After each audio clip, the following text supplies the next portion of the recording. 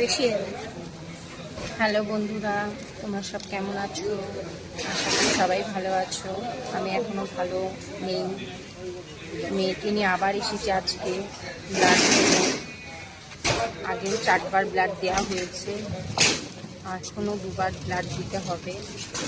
একটু অপারেশনটা করতে হবে, এই জন্য সব ব্লাড মানে টেস্টগুলো করছি। মেয়ে খুব নার্ভাস, খুব ভয় পাচ্ছে, বসে আছে।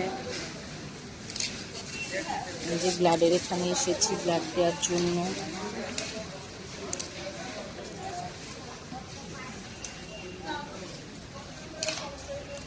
আমি নিজেও খুব টেনশানে আছি, জানি না কি হবে।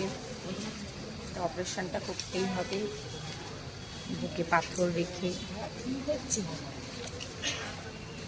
তোমরা অবশ্যই পাশে থেকো বন্ধুরা। আমি তো ঠিকভাবে ভিডিও পোস্ট করতে পারছি না, মানে এতটাই সমস্যার মধ্যে আছি।